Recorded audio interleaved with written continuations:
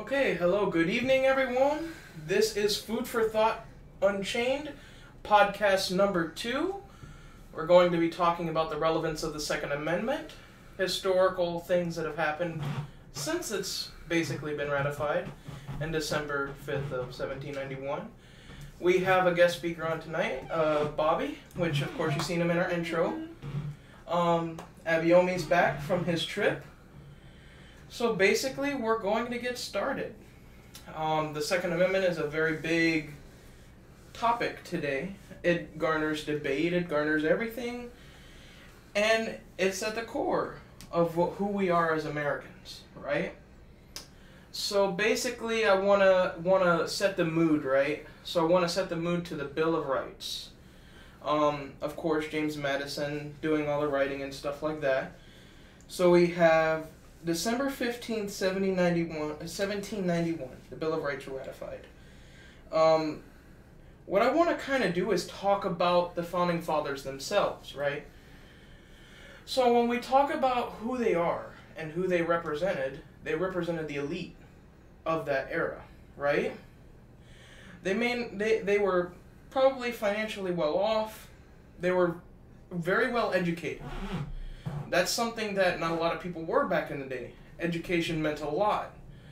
So to come together, when they were writing these amendments, they were writing these amendments for people that were like them, right? So of course that pushes out African Americans, slavery, Native Americans, and stuff of that nature. So basically, and the guns that they really wanted were of quality and stuff like that. And it was basically representing people who were in power at the time. You guys want to chime in? Yeah, it's funny that you mention the intention of the Founding Fathers, because we have to remember that in what we understand to be the United States now, in its inception, or since its inception, the circumstances that surrounded its creation, we've never faced since. That's independence.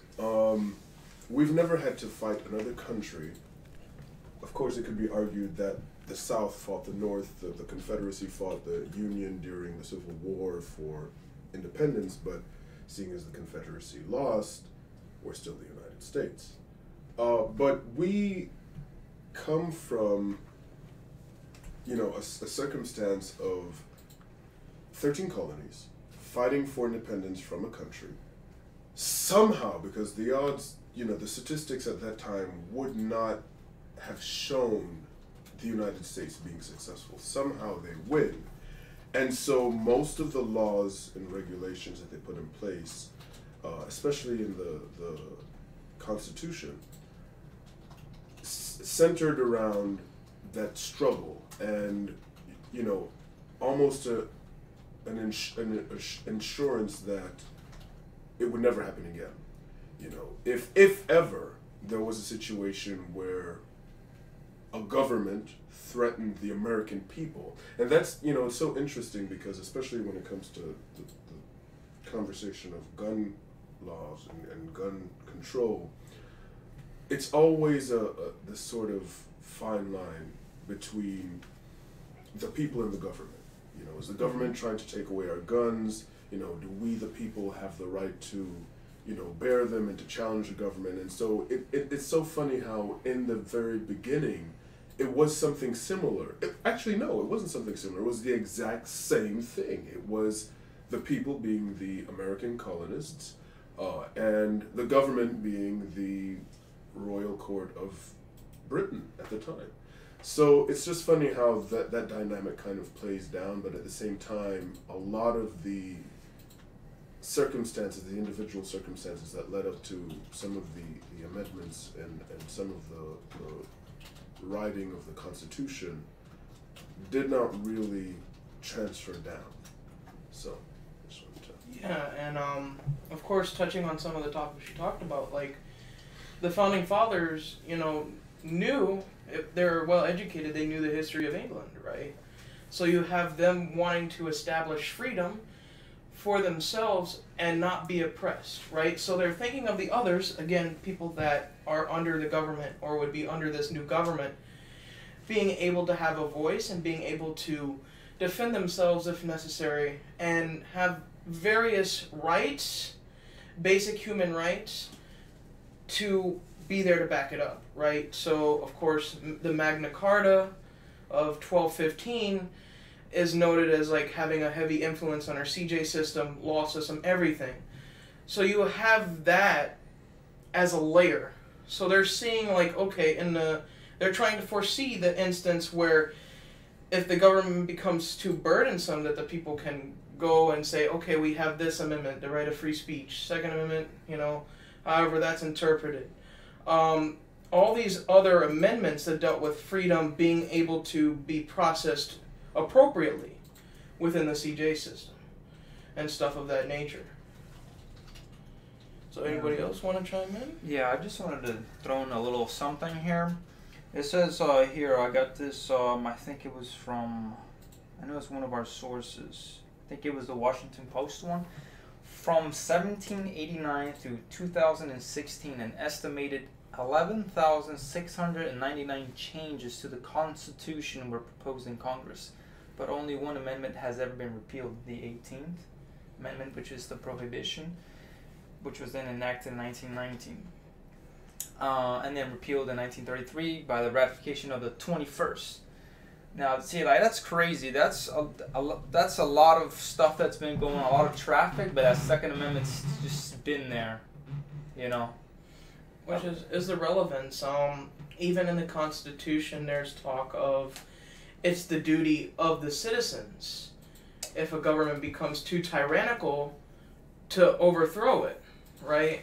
And of course, 1791, all the War of Independence and stuff like that, they're seeing Britain as their form of tyranny at the time. And it was their duty, they felt, to rise up against it. And there is something that I do want to highlight, though. It's funny that you say that, because even in that context, it's so interesting how none of this would have happened. There might have never been a war or a revolutionary war in the United States as a country if it wasn't for the tax laws of that time. Mm-hmm. And it's so funny how it all goes back to people, property, and money. Mm-hmm. People, property, and money. Taxing their tea. They didn't want that. Listen, I'm a huge they drinking their tea and stuff like that. That's their food and stuff. Yeah, and the people didn't like that very much. As a matter of fact, before the American Revolution, they opposed the taxing of tea that much that we had something known as the Boston Tea Party. Some of the colonists, I don't know how many exactly, they dressed up as Native Americans, if I am correct me if I'm wrong at this. They dressed up as Native Americans. They raided a tea ship that belonged to Great Britain at the time. And if I'm correct at this, they threw the tea into the sea. Hey, that's, in a way, was an act of protest, but probably, I want to say, only the first small baby steps that went towards the American Revolution as well. Yeah, the Americans said, you know what, you're going to be like that to us and tax our tea. We put sugar in, you're going to have salt in your tea, Britain. Gaming joke right there. But of course, having the infant steps, so to speak, it wasn't smooth sailing for the Founding Fathers and other people of politics to basically interpret these rights, the Bill of Rights. So basically you have Federalists versus Anti-Federalists, which is basically like government for the states versus like a more central government, being, the federal level. So you have that play in time and time again with interpretations of each of the amendments. Every amendment that is done is interpreted either through state level or federal level, with the Supreme Court being the highest court to look at such things. So, and an interpretation of the Constitution. So you have all these things. So when you're seeing gun legislation, Second Amendment things at the time, it was more of how they felt. So standing army like a government army made by the federal government of the United States, how we have an army today, versus a standing militia at the time, where a standing militia of the states. So the states would be their backup, their defense in such instances, because they really didn't want an army and stuff of that nature. So they thought it would probably been, again, it would have maybe felt like Britain in a way, you know, having the army and the people around there in their houses and stuff. That would explain, you know, the quartering of soldiers and stuff like that for the Amendment number 3, I believe. I could be wrong. Amendment number 3. And a lot of times when people look at the weapons of the era, at the time that the Second Amendment was ratified, you have a lot of different weapons. Some people say it was only muskets, you know, probably musket versions of the pistols, which they had those things around. But it's interesting to note that in 1680, you have a flintlock, which we don't have, I don't think we have a picture of that one. But the flintlock, you have the flintlock. We do. Oh, we do. Okay. So the flintlock, now, when I was doing my research on it, a YouTube channel by the name of Forgotten Weapons, they do a lot of historical, like, accuracy on, like, on the weapons and stuff, where it came from, a lot of the history surrounding it. And the flintlock was originally made by an Italian manufacturer in 1680. And you had it was repeating, so it held 7 bullets or 7 shells, whatever, and it shot without reloading. Then you have something called the air rifle, which I know we do have a picture of that. Now the air rifle is a 46 caliber rifle. 46. And it was interesting at the time because you have a 22 round magazine for this rifle. Now, it took air tanks to fire, but it could be fired without being reloaded. So oftentimes when we think muskets, we're thinking of shoot one, put the thing in, do all that stuff. It actually takes a maximum of 1 or 2 minutes just for one musket to be reloaded. They had to put in the, I don't know entirely how the process goes, but all I know, you got to put in the gunpowder, you got to put in some sort of little thing that also goes with it as well. And you also got to put in the little ball, the little pellet, or whatever it's called at the time. Alright, and then you just got to shove them both in there, like if you was trying to batter some butter at the time. Like a crossbone. You think of it like that, setting it so that when you trigger. And Hemi, you had a story of what the Native Americans had thought of the air rifle at the time. Yeah, they pretty much thought it was a weapon from the gods. Because it was that powerful. The sound. 46 caliber at that time. And we had repeating rifles or repeating pistols and stuff like that. Even there was a instance of a sailor talking about something called a pluck gun. I don't know if I'm pronouncing it right or even saying it right. But it was a crude version of a Gatling gun. And they would put that on their ships and stuff, so to protect against pirates. The sailor had asked James Madison, what do you think about pluck guns and stuff of that nature? He's like, good, it's for your defense of your boat and your property.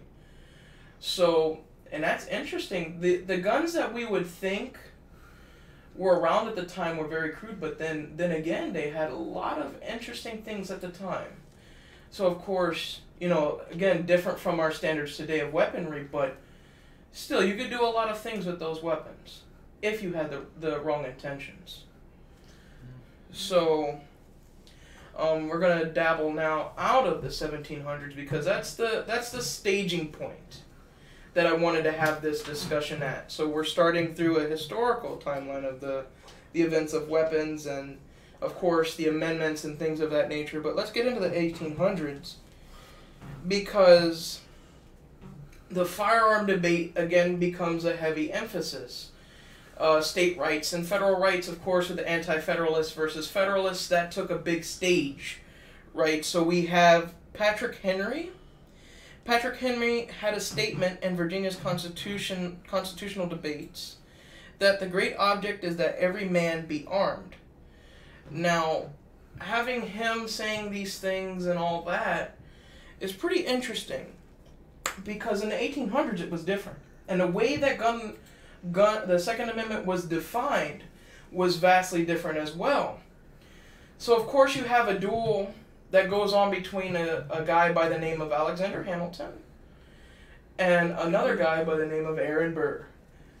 So the duel that happens and ensues, and what would come from that duel would be they were more focused on concealable weapons.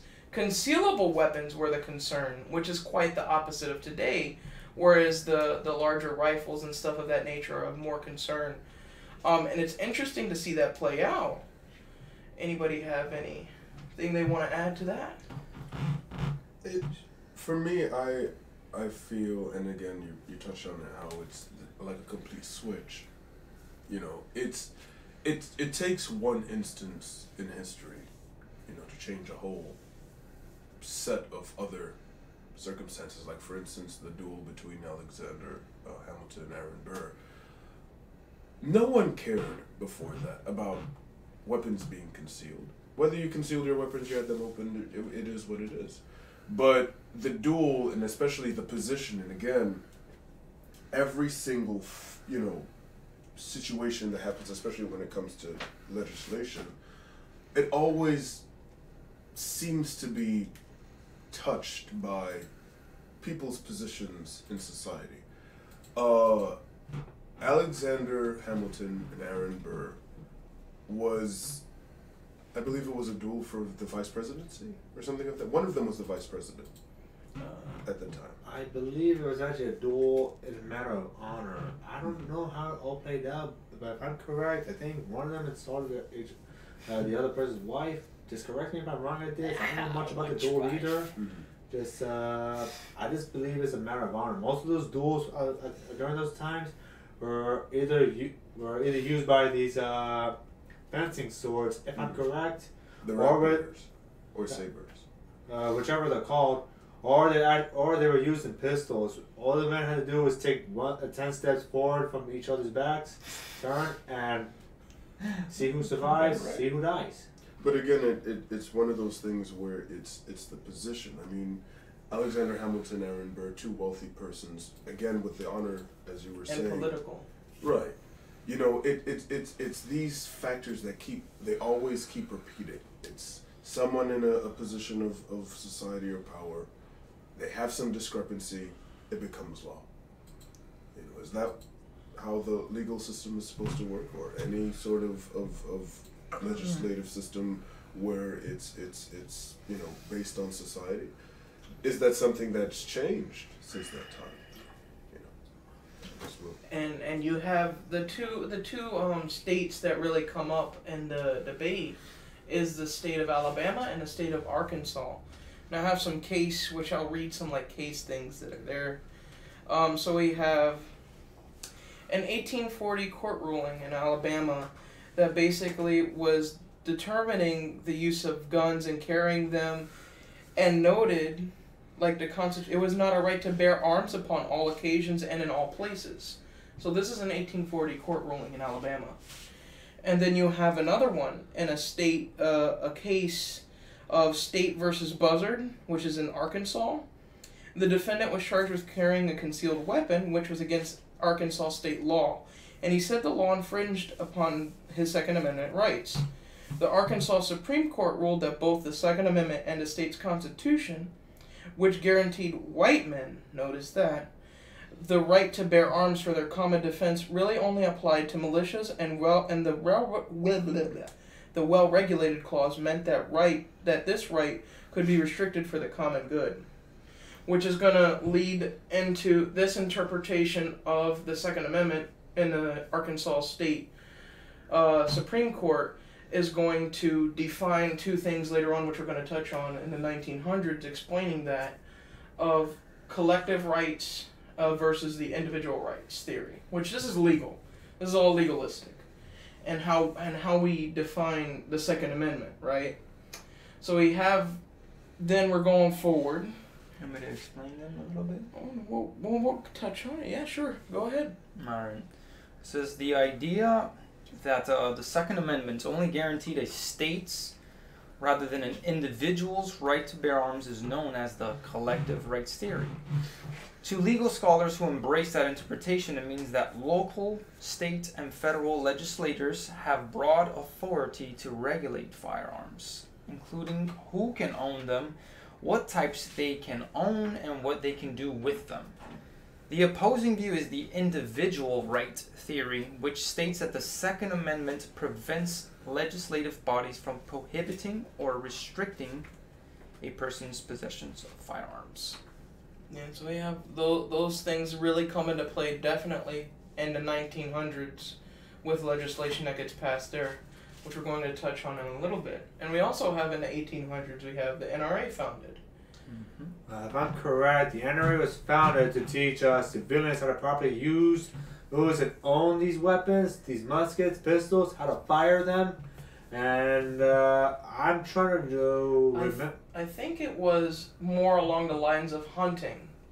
So it wasn't necessarily for like what we would consider the NRA to be today, political organization, but it was more along the lines of helping people understand weapons and how to use them and being hunting and stuff like that. And so like what I was trying to say. William wants to chime in. Oh, and by the way, hello. Well, I'm William. I just wanted to be able to say that the NRA still actually does a lot of these things. Yes. Most people give them too much credit for the political action that they do, but their main focus is still instructors and everything are certified through NRA to do gun safety and gun protocols throughout the U.S. Let me also, the NRA during the 1800s was founded after the American Civil War, right? It was founded by former Union soldiers? I don't know the exact of who founded, but I know it was founded in 1871. Okay, so like I said, after the American Civil War, the American Civil War ended in 1865. And right now, people actually look at the NRA more like a terrorist or a hate group. Forgive me for getting too much into politics. But back then, nobody really thought the NRA as that. When the NRA was founded, like you said, there was more around. Sorry, I'm speaking too fast. It's more around the lines of teaching about hunting and teaching about firearms and stuff. And they, like William said, they are still continuing to do it to this day. They even have they even teach children the dangers and how to safely deal with firearms. Or how to go to an adult or an authority figure like a policeman, let them know if a firearm has been found. Like if like a 6-year-old little girl was to find a revolver out on the sidewalk, if she learned it properly from the NRA, hey, the little girl will probably go to her father or maybe to a policeman, take one of them to the firearm and let the father or the policeman properly deal with it. Whoever's more of an expert at this. Interesting. There's so many unnecessary childhood deaths from accidental firing of a firearm, and so that I did not know. You learn something every day. They still have the teaching and stuff that goes on and whatnot, but want to shift gears from the NRA, and we'll touch on them again later. But then we also have something that occurs because of the Civil War, and that is the issue of slavery, right? So, again, when the Second Amendment was made, this is when it's going to get racial because it didn't properly include African Americans. Because remember, the amendments were made to represent people who were like the Founding Fathers. And in that regard, which I know I was going through sources and I heard one source say that like an act that was made in 1868 was supposed to say, okay, it'll be basically with the intent to have African Americans armed, which that wasn't the case. And in my opinion, I do not agree with that. Because African Americans for even up until now are dealing with tremendous obstacles, and the country wasn't there for them, and the amendments weren't made for them, with them in mind. So we have the instance of viewing it through things because people didn't necessarily need weapons back in the day to be savages. And I think that can be taught throughout history that it wasn't about guns being there. So I want to change it to a speech by Ida B. Wells that basically talks about like lynching, and it talks about the Wild West. Now, a lot of people think the Wild West was all about guns and stuff like that, but that really wasn't the case. In most instances, they did have guns and stuff like that, but it wasn't the main focus. People were lynched, and that meant everybody.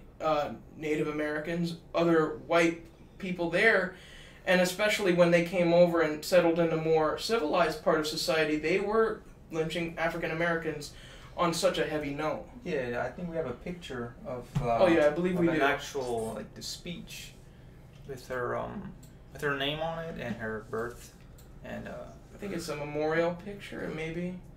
For Memphis. Let me see. Memphis.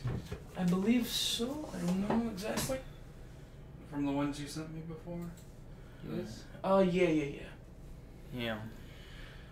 So we have that, like, basically she highlighted the note of the savagery of the Wild West with the lynching of African Americans, and then they come forward and do that. And African Americans feel that they need to be armed and stuff and be supported and defended properly, but they can't be because the country is letting them down. Yeah, I wanted to say something on that was based on like a post that we had here. Okay. It says laws rarely allowed free blacks to have weapons. It was even rare for African Americans living in slavery to be allowed, them. In slave states, militias inspected slave quarters and confiscated weapons they found. There were also laws against selling firearms to Native Americans, although these were more ambiguous. These restrictions were no mere footnote to the gun politics of the 18th century America. White Americans were armed so that they could maintain control over non-whites. Non-whites were disarmed so that they would not pose a threat to the white control of American society, according to this source. I want to say also, too, that realize, again, as we've all stated, that it's about money. So even poor whites were treated with the same intentions as African Americans were. So you have a centralization of these, well, not everyone, I want to state that now, that it's not everyone doing this, but a majority of people are controlling how the weapons are and who has them and stuff of that nature.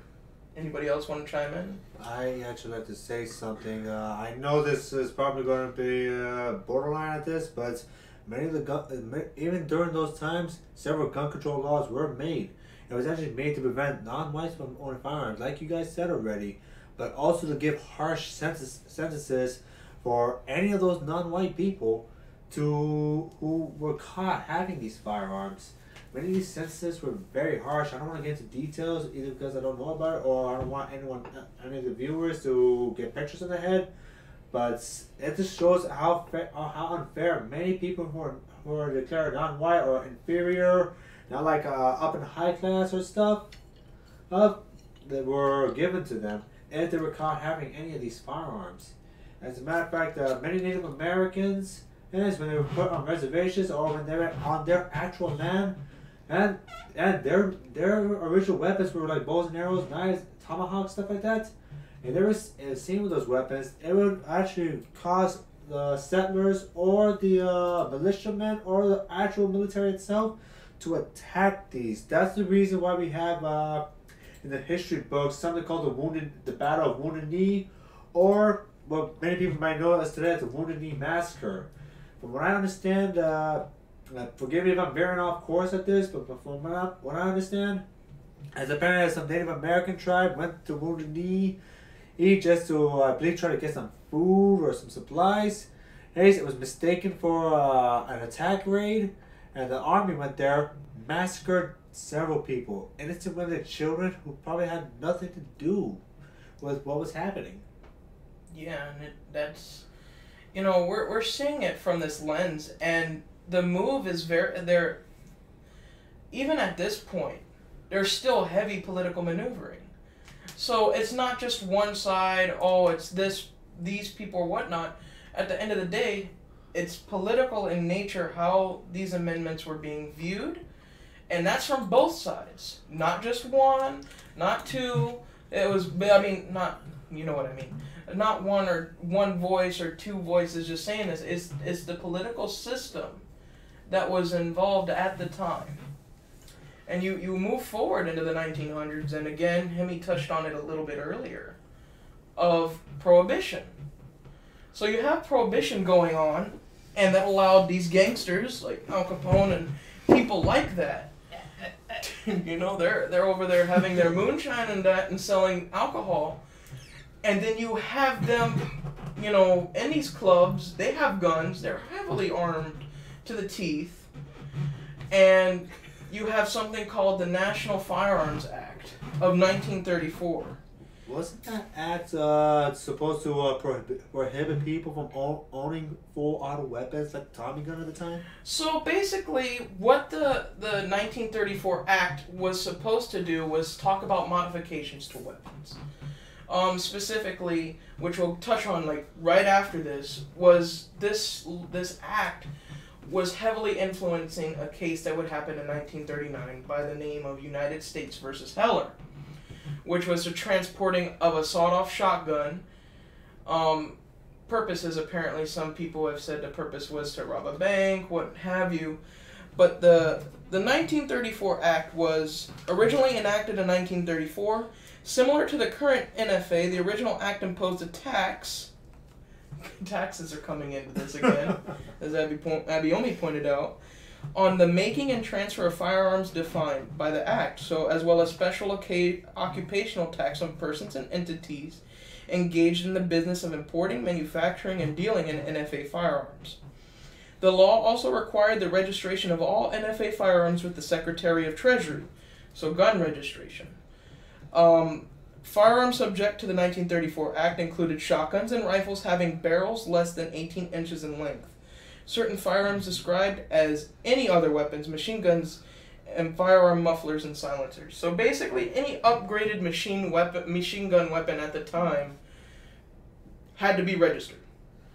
It was in the database. Of course, taxes. Again, government needs their money. They want their money. And William wants to come in on this. To this day, it shows itself as a Class 3 license that you have to get in order to be able to do it, and it's heavily restricted, requiring, in many cases, that the governor sign off in order for you to be able to even get this kind of a license. So, this is something that the Act has created for today's society. Just to throw that in there. Yeah, and basically what would happen is, in 1939, you have the United States versus Heller case, which is very big in the gun debate area that's going on in the country right now. Basically, after this, the only other court case that will go upon it is the District of Columbia versus Heller, which we're going to touch on, of the 2008 court case. So you have the Supreme Court interpreting the Constitution, the Second Amendment, with this guy by the name of Miller, going with his sawed-off shotgun, transporting it across, and they basically come to the interpretation that, like, the gun itself, I think we have a picture of we can put up there. Of which? Of the Supreme Court, I think. Yep. One second here. Ta-da. So we have this court case being a very big definition and defining moment for gun laws, for either or side, for, you know, strict gun laws, to it being not really a thing that bothers gun laws. And advocates of both sides use this today. Anybody else want to chime in? On the courts? We can go forward, because I think the next one I'll touch on another racial issue. Again, is of citizens. Now we're gonna have a little bit of these. I think we have two. So I want to start off with using a historical thing called the Tulsa race riots, with the destruction of Black Wall Street, which was in Tulsa, Oklahoma. And basically, to set the stage for that, a guy was in an elevator. Nobody knows exactly what went on, but an African American man was. The woman said that the African American man raped her, and there was nobody really knows for sure, but before the guy is being drawn and put into the jail, apparently a mob of angry white men stormed into there. So they're basically coming in and saying, look, we have this person, we want to kill him, basically, almost. And you have veterans, African American veterans from World War I coming in, and it says here that as a number of, they were basically had armed with rifles and stuff like that. Hundreds of businesses and homes were ransacked and set afire. Black men, some who served in World War I, rallied together and armed themselves, ready to fight for their families and community. And this led to the bombing of Black Wall Street in our history. And it's not something that's fake. You could look it up. And you have African American veterans who've served to protect this country, arming themselves, and then their homes are destroyed. And it's crazy. They tried to defend themselves as best they could, and then it took the bombs to basically take it out. And it destroyed them. I know that there are people that they had said they wanted to get compensated for it, and the government kind of put them off to the side, and they were never really compensated or even really talked about. And they had to rebuild their community. I don't think they rebuilt it until 1940s, 1960s. I could be wrong. 1940s, 1950s. I could be wrong there. Give me a little leeway there, but you have instances like this across America, and it happens again in a different state called the Battle of Athens, Tennessee. Now, this historical thing is used today. However, some of the information is not readily available. So, I did look on a website, which was the Tennessee Encyclopedia, and they talked about it. And they basically said a group of veterans who had come back from World War II, come back to Athens, Tennessee, their hometown. The sheriff was corrupt and was doing some bad things with voting and such. The veterans who came back tried to form a GI nonpartisan league. I don't know the exact details of even their party, what they believed in and stuff of that nature, but you have them coming home, running for sheriff, county sheriff, and they basically get the voting boxes. The old sheriff gets the voting boxes, takes them, and goes and locks it up in the sheriff jail, and the Army veterans go to the state's National Guard armory, pulls out weapons, and they're like, we're not having this, and they go and lay siege to the county jail. Also, during the time that they were voting, there's still some misconceptions there. Some people say that it was an African-American voter who was shot voting for the veterans. Some people just say it was a person that was shot. There's not really any details as to who was exactly shot. So that leads me to, I don't want to say for certain it was this person or that person, if there was any, biases involved in that. But that really caused them to go and lay siege. Finally, one of the veterans duct tapes some dynamite and throws it at the jail, and the door goes boom! Mind if I chime in on this? Yeah, he can chime in. I know a little bit more about the Battle of Athens, Tennessee, that happened in 1946. What Zach said here, most of it is correct. The veterans did in fact go into the National Guard armory and did take the weapons. Many of these weapons would be considered military style at the time. There was Thompson submachine guns. Those things, if I'm correct, fired 45 ACP bullets. Yeah. I believe so. And then you have they had M1 Grands. M1 Grands, carbine rifles. Those just about whatever at the time would have been considered a military weapon, stuff that was used to fight for the American people or by the American Army during World War II.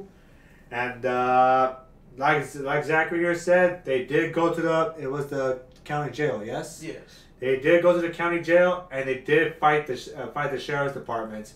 From what I understand, the sheriff's department had over 200 people, 200 members fighting in the whole battle as well.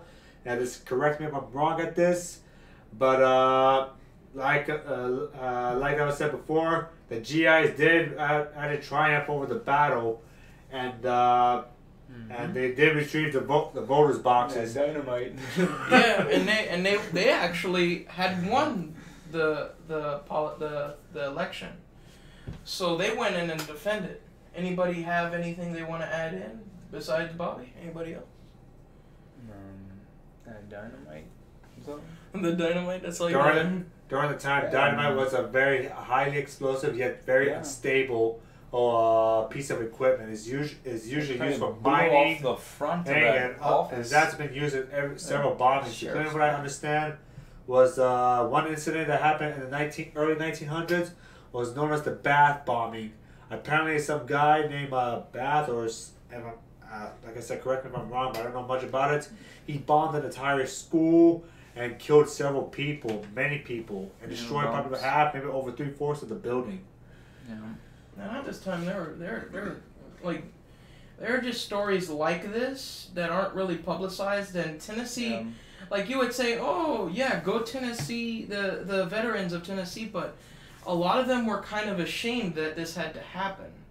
So they kind of wanted to, we don't want notoriety, we don't want to even be associated with that. We just want to go on with our lives. Because that was corruption. And they felt that maybe it would draw unnecessary, attention to them and stuff of that nature. So you really have them, basically there, they don't want to even be recognized for it. Yeah, and I wanted to add to just the overall of things as this topic is going on, it's just what I see is people have these issues, these problems, from the people that go and bomb, shoot up a school. It does not matter when someone has the intent of harming for no reason or for some reason. People which I think will eventually touch you, they'll go by any means to any means. I was once told, or I heard about some people that, people, when you get in a fight, right? On the street, somebody kicks you and you're like, why are you kicking me? We're fighting. It does not matter if I'm kicking you, if I'm punching you, if I'm stabbing you, if I'm shooting you. People will do whatever it is that they need to do to accomplish, whether they want to kill you, whether they want to beat you up, whatever it is. So I really think this is as we're going on, it's a people problem within the heart. You what you speak is absolutely true. Not to mention as even just one single individual will use whatever means necessary to do maximum damage, maximum harm. Later on, which I'm hoping to talk about, the Oklahoma City bombing. I know it's not really relevant to this time, but later on we could talk more about this. All I can say is that with that incident will always live on in infamy, and nearly 170 people, including children, were killed in that event. And William. I couldn't help but think that this was an appropriate thing to put on there, a photo of a tool that we use every day. How much damage can somebody do with just a hammer? Even when police go to enter a home, the first thing they'll ask somebody who's trying to enter into a home, is there any known weapons in the house? And, the first thing people think about are guns and knives. But then a police officer will then expand on that and tell you baseball bats, and you sometimes the list that they give you, you're kind of shocked, thinking I never would have thought of that. But these are all just another forms of ways of being able to harm somebody. You know, even just saying something in the kitchen like a frying pan, you know, I could kill somebody with a frying pan. You know, it's a lot of times our definition of what a weapon is. Police understand this because they deal with it every day. You know, when you've got frying pans being thrown at you from domestic disputes, they know just how deadly a pan can be. You know, but we don't think about those things as everyday objects, as weapons, until the events are actually happening or unfolding. Yeah, and I want to add to that too, because some people may want to say, well, oh, you know, these objects, they may not be efficient enough, right? But the whole, like, what we're trying to say is, like what Zach mentioned earlier, like, people were doing savage acts because within themselves, they wanted to do such the acts. So it's not okay whether the weapon or the thing is efficient enough. I mean, yeah, a machine gun can mow down people much easier, but it's still like, if you take away everything, someone will form something from dust. They'll find a way. When they have an intent, they will find a way, and that's what I'm exploring as I'm going through this. Like, I mean, people in prison, they make weapons, make shanks and all that. And another thing that we talked about a little earlier is you know, if you ban certain like things, like, you're also going to be invading like other things that could be as weapons, like, you know, for explosives. Home Depot has a bunch of those things. Yeah. Well, they got fertilizer, but some of those brands of fertilizer can be used as explosives. Those things are highly flammable, highly explosive. As a matter of fact, fertilizer was actually the main use in the Oklahoma City bombing. Wow. Yeah, and just to kind of go back a little bit, we'll touch more on it. Is, you know, of course, these weapons were registered, and some people might say, well, registry is a good thing, but even in Nazi Germany, registry wasn't really good because Hitler could say, okay, they have guns, he has a gun, you don't have a gun. I'm going to take care of you two first because you're registered with a gun to get what I want accomplished. So you have, again, a big thing of the government being there. And I'm not saying, like, oh, government's like, they're like spying on you, like, we're going to come and get you and beat you up. Yeah, that's not their intent, but at the same time, if you think it, there's someone else most definitely will think it. So it's an instance there of, if you think it, then you'll know it. If you think it, then you think it, and if you know it, then you'll know it. It's an instance. Man. A little bit of logic there. Yeah, hashtag it. Hashtag Zach Logic. Hashtag if you think it, then you think it, and hashtag if you know it, then you know it. Let's get that trending. I'm just kidding. But switching gears again, we're going to touch on racial topics and this is going to go definitely heavily into politics. Also want to mention that after the National Firearms Act, that's when the NRA started notifying its members of laws being used against weapons or for weapons, whatever, just to make aware things that were happening in regards to legislation. So you want to go a little bit forward to the Civil Rights Movement.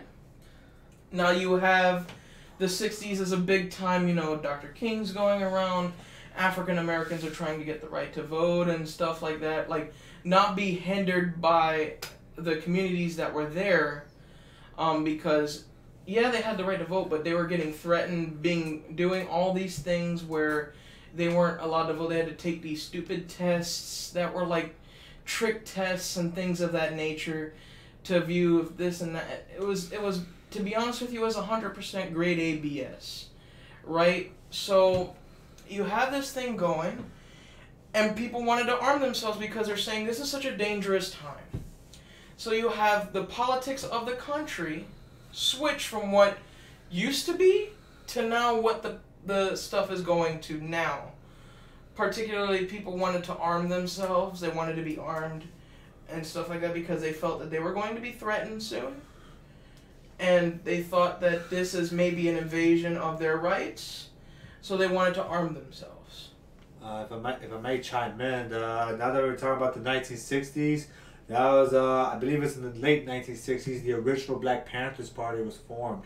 And we all know who the Black Panthers Party is, as they were probably, during the 1960s, the first black militia group of the 1960s, if I am correct, and to arm themselves to protect their own fellow men and women, and to go up against police brutality.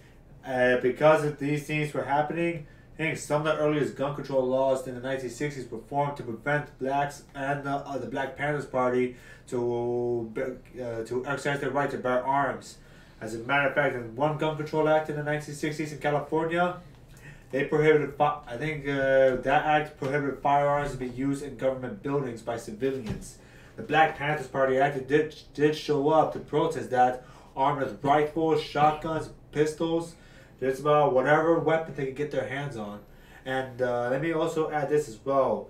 There's actually a story out there about Rosa Parks. We know that what she did. We know that she refused to give up her seat in the bus because she was on her feet all day. She was arrested for that. But what a lot of people don't really know is that she was standing in front of her grandfather's porch, armed with a 12-gauge pump-action shotgun, just to make sure the Ku Klux Klan, one of the very first American domestic terrorist groups, would come to her house, try to lynch her, her family, and just to keep her and her family safe. So you see, William wants to add to that. And just to throw in there, also Martin Luther King is actually known to have been an armed person as well. Mm-hmm.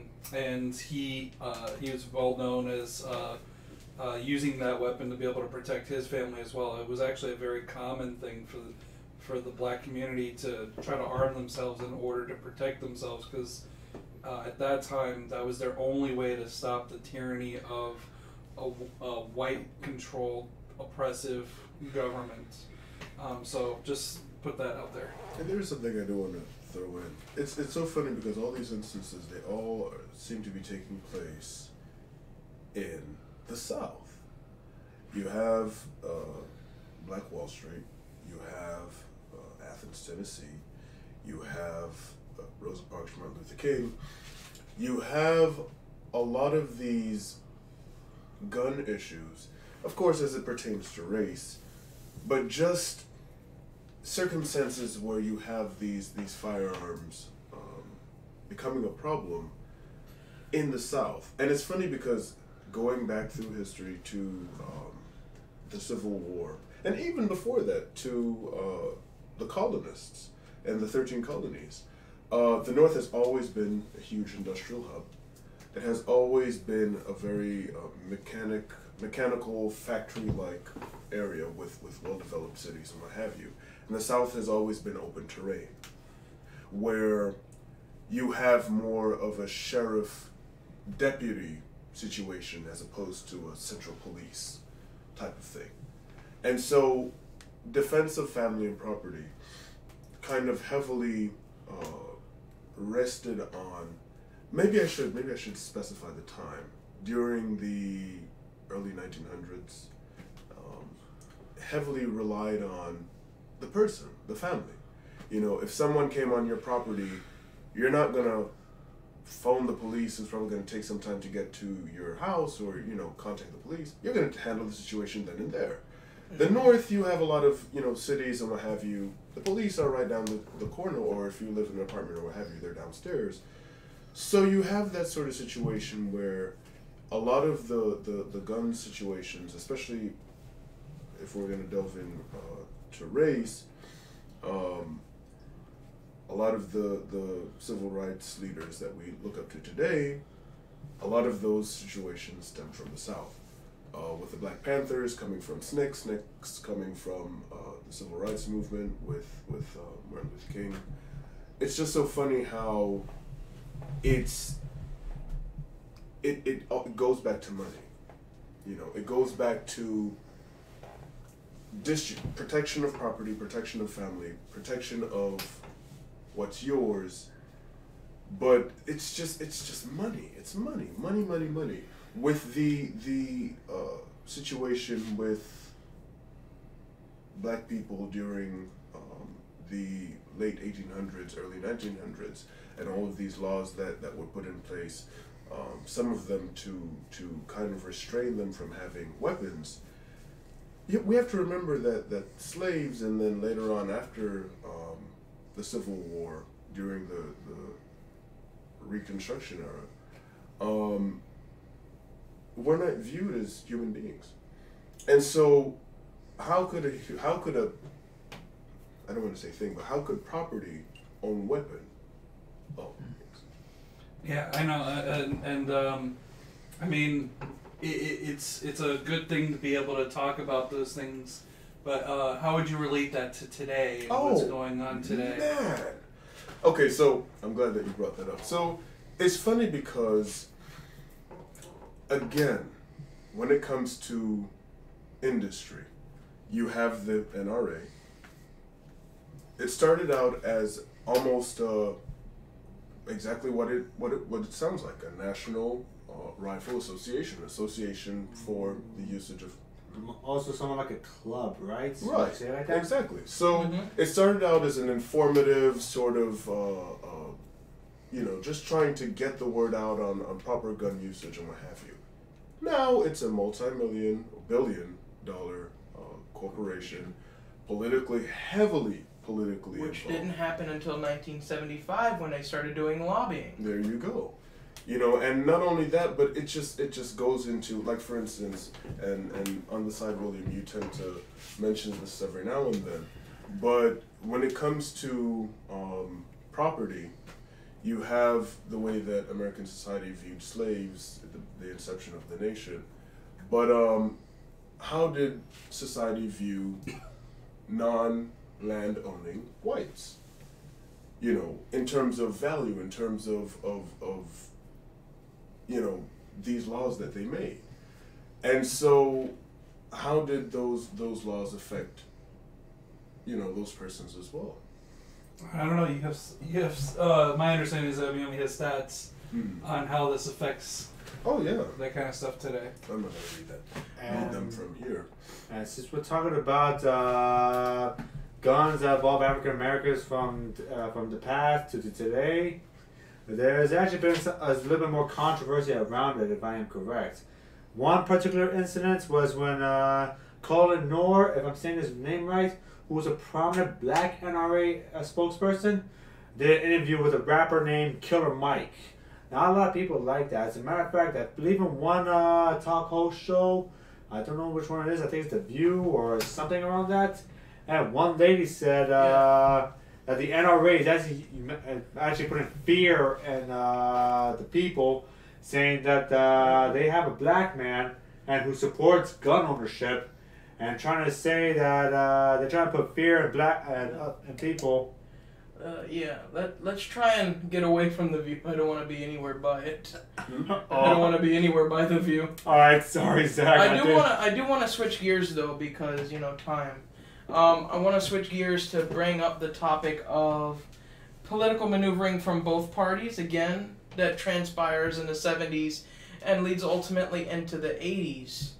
So, basically what happens is the gun registry, Republicans at the time had become against gun registry in the 70s, and into the 80s, Ronald Reagan, of course, gets elected, and we have something called the Iran-Contra affair, right? So when we're seeing high-powered military weapons come on the scene, we basically see like the crack epidemic come out. So you have Nicaraguans, and I was watching a documentary. It was on Netflix. It was a documentary by Freeway Rick Ross. Basically what happened was him and his gang at the time became very big, dealing crack, all that stuff, cocaine and crack like that. And they said, it was, of course there were guns at the time with gangs and stuff, but you didn't start getting heavily military use of weapons until that time. So you have the Nicaraguans coming in with military weapons, military grade stuff, and they're selling drugs with them. And it kind of leads where my mind is going, at least, and it could be considered a conspiracy theory, is that, they were against They were for gun registration. Then they become against gun registration. Reagan gets involved with the Iran-Contra affair, where the government is supplying the Contras with weapons, supplying these people with weapons, and you're seeing it come on the street illegally, and tracking the weapons is not traceable, not anything, and it allows the government to give them weapons. So basically, that's just my conspiracy theory moment, that it's something that maybe covering tracks, you know, a covering of tracks definitely, you know, like oh, I let it poop over there, let me cover it like a cat does in a cat litter box. But you have that going on, and trust me, it would stink. The guns being allowed on the street illegally that the government was supplying these people coming in to make money, it would stink. It would reek to high heavens. So basically, what I want to do is we could switch gears to some of the stuff which we've already talked about, which was the Oklahoma City bombing and stuff of that nature. And I also want to touch this as well, since we were talking about the 70s and 80s. There was actually a group who called themselves the Symbionese Liberation Army. They did have high-powered weapons. However, the weapons they used during the time would have still been declared illegal because they illegally converted those things to full auto. And they actually got involved into a shootout between them and the LAPD. It was the biggest shootout in LAPD history. It lasted for several hours, if I'm correct. The LAPD only had semi-automatic rifles. Those while the Symbionese Liberation Army had full auto weapons. And since you went ahead and said something about the Oklahoma City bombing, let me just translate what that is. What kind of event that was? It happened in 1991 or 95. I don't remember which year exactly. It was the early 90s. Yeah, let's just say it was the early 90s, since that did in fact happen around that time.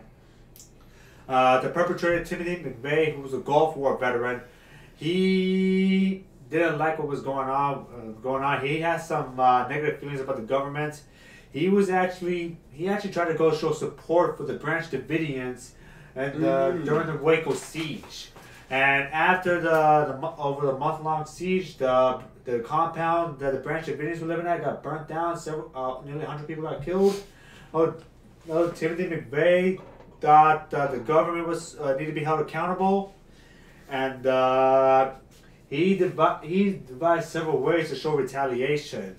And he wanted to kill the sniper who was also involved in the Ruby Ridge incident and the Waco siege, but until he settled to bomb a government building, because he read that in a book that was published by a white supremacist. Forgive me for putting this out. That the entire revolution in America started by one bombing of a government building.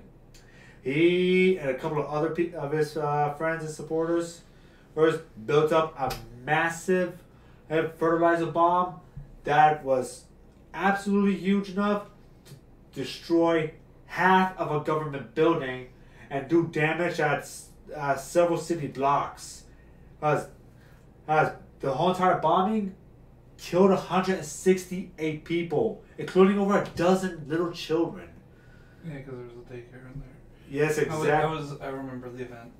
Yes, exactly. He was a kid. I wasn't even. No, I wasn't. So just to put in there, Bobby's actually pretty good on his facts there. In regards to it. I didn't have to research on this. Usually as a pastime, I like to research these events. But this one, this act of terrorism in a way was unique because it was orchestrated by an American soldier. We don't really see those. There were instances where domestic terrorism happened. He was a former soldier, but yeah, he was a part of a militia that was. He was a militia supporter, militia sympathizer. He supported militia groups, and he also supported the Branch Davidians. He was a part of a militia. Which militia? The exact militia I don't remember, but I do remember he was a part of a militia, and then he used what are those moving trucks? He used one of those a U-Haul truck, and he filled it with a bunch of different fertilizer, And I believe he also used some sort of fuel that's used in race cars as well. Yeah, and parked it alongside a building. And actually, I know from being a security officer as a part of my life of jobs, that's a part of a standard thing to look for terrorism, is to look for moving trucks that are stations in remote areas that don't make much sense, especially in front of government or infrastructure type buildings due to that event. Is there a certain time frame that where it becomes suspicious? Well, just usually based on when it's parked in front of something that's a long period of time and it's out of place. Because they literally parked that he parked the truck and then left. You know, so like I was saying before, he orchestrated a bombing not because only because he got out of inspiration of a book that talked about Armageddon and the race wars, but he wanted to do this in retaliation of the Waco siege and the Ruby Ridge incidents, and that also resulted in deaths of other people as well. Yeah. And anyone else want to chime in a little bit? So basically what we want to do is we want to wrap up and go into the 2000s. So basically, you know, we've done the timeline from the Second Amendment's ratification until now, and in 2000s, of course, with the District of Columbia versus Heller, which again brought up the Supreme Court decision that was made in 1939. Weapons, they were considering, again, a security guard was wanted to be armed, wanted to have a concealed weapon, and they didn't believe that it was right, but apparently it ruled in favor. Let me get the exact case law here. I have a little information while you're looking for it. I have it right here. Okay. It started when a security guard in Washington, D.C. challenged the district's gun laws, which essentially prevented him from keeping a firearm in his home for self-defense. The lawsuit eventually reached the U.S. Supreme Court, whose 2008 ruling was the first, since the Miller case, to actually interpret what the Second Amendment meant. The court decided that the Second Amendment gave an individual the right to possess a gun for traditionally lawful uses, in particular self-defense. In doing so, the Supreme Court invalidated two parts of the district laws: the ban against handgun possession, and another provision that compelled those who owned the weapons that predated the law to either disassemble them or use trigger locks. It found that those rules violated gun owners' rights because they hindered self-defense. So again, it's another backing for the individual rights theory that, you know, legal scholars are often interpreting. And then we have the other case to it, which is the McDonald versus City of Chicago, found that the rights recognized in Heller also applied to state and local governments. So, you know, wrapping this up, we're basically on the verge of being done here. It's the intent of the person and how the law is interpreted, most importantly through the Supreme Court.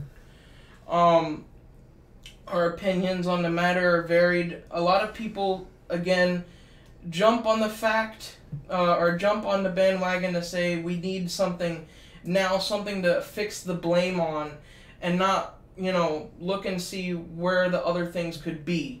So they'll fix it on the gun, they'll fix it on this, they'll fix it on that. They need something right then and there to be seen, and we're in a society where instant gratification comes and it needs to be there.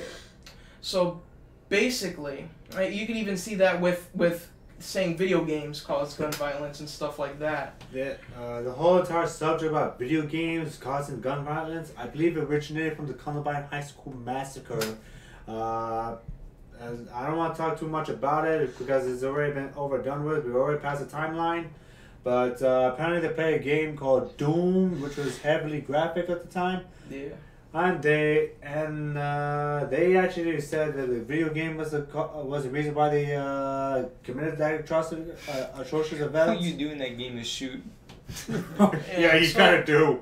So I mean, you have these things and people will say that, but again, we're just bringing you a historical timeline. It's up for you if you want to be on a side or not, or if you want to sit there and listen to the historical precedents of it. And William, you want to do something in the ending? I just wanted to say the reason why I know that we brought up this kind of a topic is just because with local events that have gone on, we're in South Florida with the high school shooting that had gone on. The real question became, what's the the gun debate came live, really hot, and I know originally we had kind of had a different direction that we were going to go in this conversation, but when I sat back and I took a look at where we were going with it, I was kind of relaying, and I think that we all came to kind of an agreement that to have that kind of conversation, you really have to see the history of where these gun laws have come from, how it was used to not only keep freedoms for certain groups of people, but also liberate some groups of people. And I think a lot of times we call for action immediately based on the emotions that we gain from an experience, and this allowed us to be able to have a real conversation. What's relevant about the Second Amendment? Is it still relevant in today's society? There are societies where the arguments will go that it's that weapons are banned, but the problems are still there. Take Great Britain, for example. They still have a knife problem. They constantly have on the news today about the rules on knives and should it be pointed or not, or it's and silly debates on that. And at the end of the day, I think the real question becomes, and I don't want to say what position you would be in, because I know we all have our own positions, but really take a look back and see what is valuable from this. Because obviously the Second Amendment does have a value. It holds security in something. It allows you to be able to protect assets. It allows you to be able to protect your liberties at an ultimate level, but it also comes at a price. The price, unfortunately, is usually in blood. Whose blood it is usually the person that has the right versus the one that doesn't have the right. But it's a fundamental staple of what secures the liberties that we have today in this country. And there's really no question about that, because any country that you see that they've confiscated the ability to have any kind of a weapon, most times, historically it's shown that it becomes a dictatorship. It becomes a country that's controlled by an elite few.